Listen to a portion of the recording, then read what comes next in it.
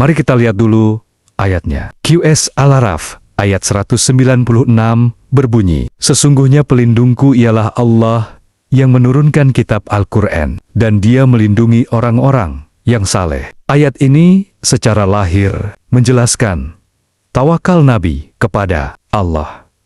Tetapi dalam pendekatan tasawuf terutama, jika direnungi melalui jalan tadabur kalbu dan tazkiyatun nafs, sebagaimana diajarkan oleh Ibnu Athaillah, asakan dari maknanya menjadi jauh lebih dalam. Mari kita selami pelan-pelan. 1. Hakikat marifat.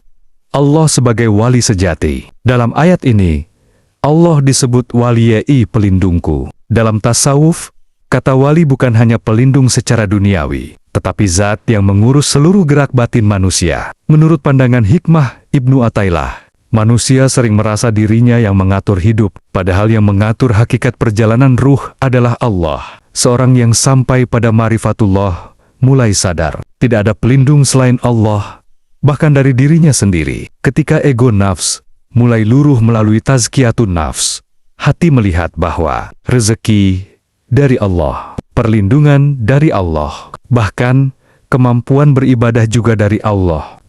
Kitab sebagai cahaya kesadaran. Ayat ini juga menyebut yang menurunkan Alkitab. Dalam tadabur kalbu, Alkitab tidak hanya dipahami sebagai mushaf yang dibaca, tetapi juga cahaya petunjuk yang menuruni hati. Ibnu Athaillah sering menyinggung bahwa cahaya marifat masuk ke hati yang bersih.